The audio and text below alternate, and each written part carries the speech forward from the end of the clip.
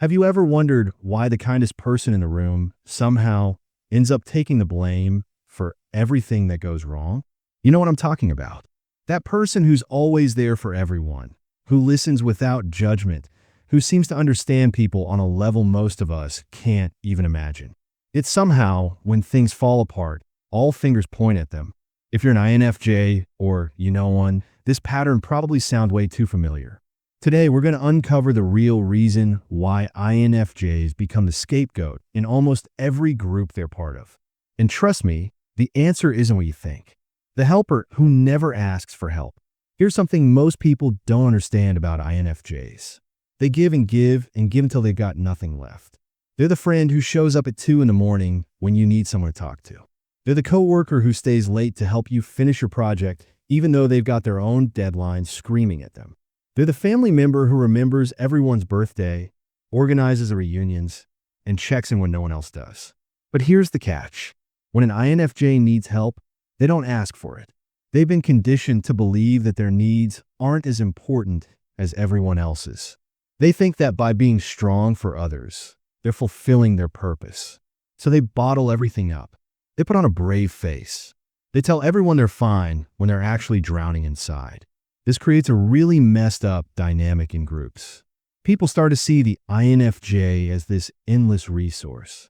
Someone who's always available, always willing, always capable of handling more. The INFJ becomes the emotional dumping ground for the entire group.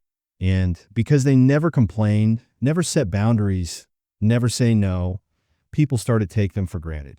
They become invisible in their own struggle while being hyper-visible when there's work to be done or problems to solve. Why groups need a scapegoat in the first place. Now, let's talk about group dynamics for a minute. Every group, whether it's a family, a workplace team, a friend circle, or any other social unit, operates on certain unspoken rules. One of those rules is that when something goes wrong, someone needs to take the fall. It's a psychological thing. People feel better when they can point at a person and say, "It's your fault," because that means the problem has a source and theoretically a solution. Groups need scapegoats to maintain their own sense of stability. If the group can blame one person, then everyone else gets to feel innocent. They get to avoid looking at their own mistakes, their own shortcomings, their own contributions to whatever went wrong. The scapegoat becomes a kind of lightning rod that absorbs all the negative energy, so the rest of the group can function without guilt or self-reflection. But here's the key question. Why does this role so often fall to the INFJ? Why not someone else? Why not the loud person, the disagreeable person, the person who actually causes problems? Well, that's exactly what we're about to explore. The INFJ's superpower becomes their greatest weakness. Remember how we talked about INFJs being empaths? That ability to feel what others feel is both their greatest strength and their Achilles heel. When a group is looking for someone to blame, they're not going to pick the person who fights back. They're not going to choose someone who's going to cause more drama or create more conflict. No, they're going to pick the path of least resistance. And that's the INFJ. INFJs don't defend themselves the way other people do. When someone accuses them of something, their first instinct isn't to fight back. It's to understand where that accusation is coming from. They actually try to see the situation from their accuser's perspective. They think, maybe they're right. Maybe I had to do something wrong. Maybe I could have done better. This self-reflective nature, which is beautiful in so many contexts, becomes a trap when dealing with scapegoating. The group senses this. They sense that the INFJ won't put up much of a fight. They sense that the INFJ will actually absorb the blame, internalize it, and maybe even try to fix whatever went wrong. So the INFJ becomes the easy target, the convenient answer to a complex problem. And once this pattern starts, it's incredibly hard to break. The perfectionist trap that INFJs can't escape. INFJs are perfectionists. Not in the way you might think, though. They're not obsessed with having the perfect outfit or the perfect house. Their perfectionism runs much deeper. They want to be the perfect friend, the perfect partner, the perfect employee, the perfect family member. They hold themselves to impossible standards because they believe that if they can just be good enough, they'll finally be valued and appreciated. This perfectionism makes them incredibly hard on themselves. When something goes wrong in a group, the INFJ immediately starts an internal investigation. What did I do wrong? What could I have done differently? How did I contribute to this problem? They're so busy blaming themselves that they don't even notice when the group starts piling on additional blame that doesn't belong to them. Other personality types don't do this. When most people face criticism, they defend themselves. They push back. They say, wait a minute, that's not fair. But the INFJ, they're already 3 steps ahead, listing all the ways they fell short. They're already accepting responsibility for things that had nothing to do with them. And the group takes full advantage of this tendency, the silent strength that gets mistaken for weakness. INFJs have this quiet strength about them. They're not loud. They're not aggressive. They don't demand attention or recognition. They work behind the scenes, doing the emotional labor that keeps groups functioning. They're the glue that holds everything together, but they're invisible glue. Nobody sees them until something falls apart. This quiet nature gets misinterpreted as weakness. People assume that because the INFJ doesn't speak up, doesn't assert themselves, doesn't fight for their own interests, they must be weak. They must be pushover. They must be someone who can be blamed without consequence. But this is a massive misunderstanding. INFJs aren't weak. They're actually incredibly strong. It takes tremendous strength to absorb other people's emotions all day long. It takes strength to keep giving when you're running on empty. It takes strength to maintain your values and integrity when everyone around you is acting selfishly. But because this strength is quiet, because it doesn't announce itself, people don't recognize it. And what people don't recognize, they don't respect. The mind-reading curse that backfires spectacularly. INFJs have this uncanny ability to read people. They pick up on the smallest details. A slight change in someone's tone, a fleeting expression, a shift in body language. They piece together these tiny clues and form remarkably accurate assessments of what people are thinking and feeling. It's like they've got a built-in lie detector and emotional scanner all rolled into one. You'd think this would protect them from being scapegoated, right? If they can see through people's BS, shouldn't they be able to call it out and defend themselves? Well, here's the problem. Knowing what people are thinking and feeling doesn't automatically give you the power to change their minds or behaviors. In fact, it often makes things worse. When an INFJ sees that the group is turning against them, they can feel the shift happening. They can sense the hostility building. But instead of confronting it head on, they often retreat. They think, if I just stay quiet, if I just don't rock the boat, maybe it'll blow over. They understand why people are upset, even if that upset is misdirected. And because they understand it, they have a hard time fighting against it. It feels wrong to them to push back against people who are clearly hurting, even if those people are hurting them in the process. The boundary problem that nobody talks about. Let's get real for a second. INFJs have terrible boundaries, like truly awful. And this is a huge part of why they become scapegoats. When you don't have clear boundaries, people will walk all over you. They'll take and take and take, and they'll never stop because you've never told them where the line is. INFJs struggle with boundaries for a few reasons. First, they genuinely want to help people. Saying no feels like they're abandoning someone in need. Second, they're afraid of conflict. Setting a boundary often means disappointing someone or making them upset, and INFJs would rather hurt themselves than hurt others. Third, they've usually been conditioned from a young age to put others first. Maybe they grew up in a household where their needs were ignored, or maybe they learned early on that being the helper, the peacekeeper, was the only way to be valued. Without boundaries, the INFJ becomes an open invitation for blame.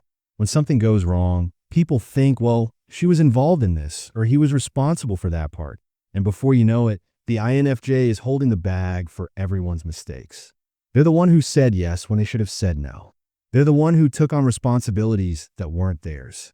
They're the one who got so tangled up in everyone else's problems that they became the obvious person to blame when things fell apart. The truth teller that everyone wants to silence. Here's something interesting about INFJs. They have a really strong connection to truth and authenticity. They can spot fake behavior from a mile away, and it makes them deeply uncomfortable. In groups where there's a lot of pretense, a lot of politics, a lot of people playing games, the INFJ stands out because they refuse to play along. They're the ones who might gently point out when something doesn't add up.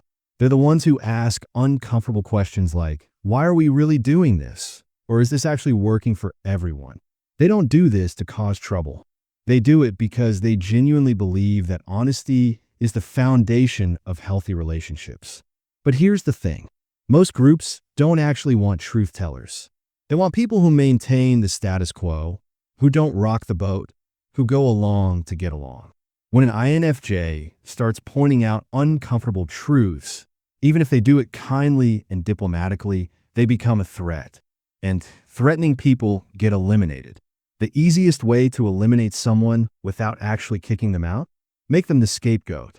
Make their life so uncomfortable that they either conform or leave on their own. The exhaustion cycle that makes everything worse. By the time the scapegoating reaches its peak, the INFJ is usually already exhausted. They've spent months or even years giving everything they have to the group. They've absorbed everyone's negative emotions. They've mediated countless conflicts. They've put their own needs last over and over again. And now, on top of all that, they're being blamed for things that aren't their fault. This exhaustion makes them even more vulnerable. When you're running on empty, you don't have the energy to fight back. You don't have the mental clarity to see what's really happening and call it out. You just want the pain to stop.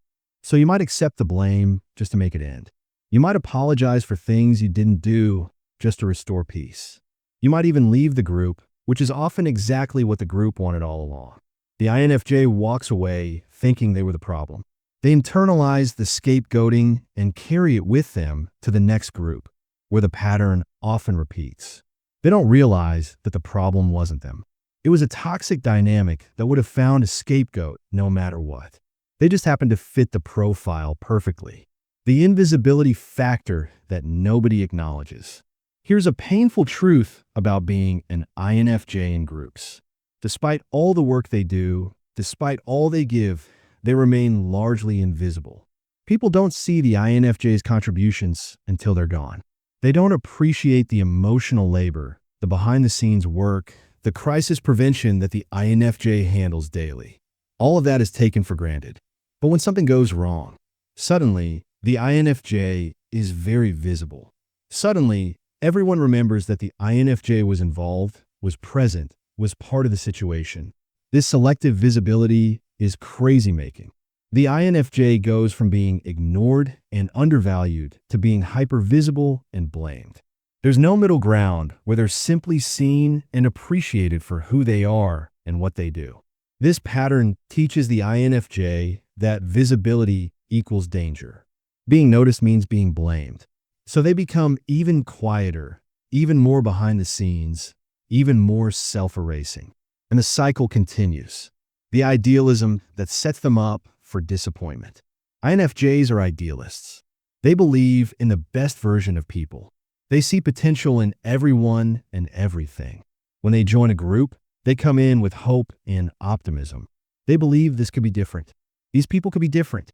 This time, things will work out. This idealism blinds them to red flags. They explain away bad behavior. They give people chance after chance after chance. They think, maybe they're just having a bad day. Maybe they didn't mean it like that. Maybe things will get better. By the time they wake up to the reality that the group is toxic, that certain people are manipulative, that the dynamics are unhealthy, they're already deeply entangled. Their idealism also makes them vulnerable to manipulation. Toxic people in groups can spot an idealist a mile away. They know that the INFJ wants to believe the best about them. So they feed the INFJ just enough hope to keep them engaged while continuing their harmful behavior. The INFJ becomes stuck in a cycle of hoping things will change, trying to make things better, and absorbing more and more blame when their efforts don't work. The loyalty factor that becomes a prison. When an INFJ commits to a group, they're all in. They're loyal to a fault. Even when the group turns on them, even when they're being treated terribly, they find it incredibly hard to leave. Why? Because they made a commitment. Because they care about the people involved. because they keep thinking there must be a way to fix this. This loyalty is beautiful, but it's also dangerous. Other people use it against them. They know the INFJ won't leave, so they can treat the INFJ however they want without consequences. The INFJ becomes trapped by their own values. They can't abandon people, even people who are actively hurting them. They can't give up on relationships, even relationships that are clearly toxic. They can't walk away, even when walking away is the healthiest thing they could possibly do. So they stay, and they suffer, and they take the blame, and the cycle continues until something breaks. Usually, what breaks is the INFJ themselves. How the pattern finally breaks.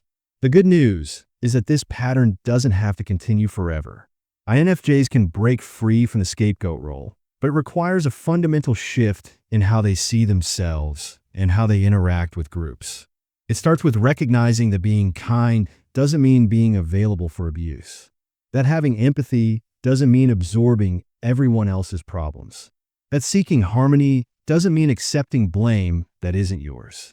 Breaking the pattern means learning to set boundaries, even when it's uncomfortable.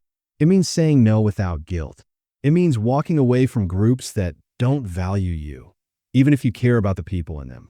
It means recognizing that you can't fix everyone and you can't save every relationship.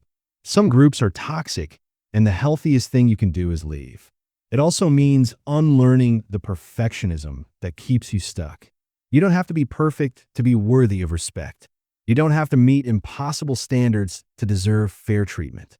Your value doesn't come from how much you can give or how much you can endure. Your value is inherent. Most importantly, it means finding the courage to be visible on your own terms. Not the selective visibility where you're only noticed when you're being blamed, but real visibility where you show up as yourself, speak your truth, and let the chips fall where they may. Some people won't like it. Some groups will reject you for it. And that's okay, because the groups that are right for you will see you, value you, and never dream of making you the scapegoat. Conclusion. So here's what we've learned today. INFJs become scapegoats not because there's something wrong with them, but because they possess a unique combination of traits that make them easy targets in group dynamics.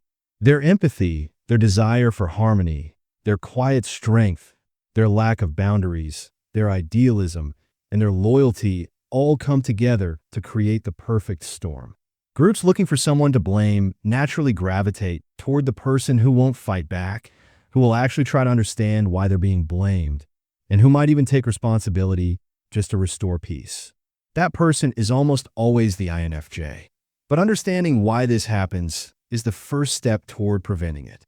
If you're an INFJ, you now know that being scapegoated isn't your fault and it doesn't reflect your worth. It reflects dysfunctional group dynamics and your own need to develop stronger boundaries and self-protection strategies. You don't have to keep playing this role. You can choose differently. And if you're not an INFJ, but you recognize this pattern happening to someone in your life, you now have the awareness to interrupt it. You can speak up when you see someone being unfairly blamed. You can recognize and value the quiet contributions of the INFJs around you. You can help create group dynamics where everyone is accountable for their own behavior and scapegoating isn't tolerated. The real reason INFJs become scapegoats isn't because they're weak or flawed. It's because they're strong enough to carry what others won't, kind enough to consider perspectives that hurt them, and hopeful enough to believe that things can get better. Those are incredible qualities. They just need to be paired with the wisdom to know when to walk away and the courage to value yourself as much as you value everyone else. Thanks for watching. If this resonated with you, please like this video and subscribe to the channel. And remember, being the scapegoat doesn't define you. It's just a role you've been playing, and roles can always be changed.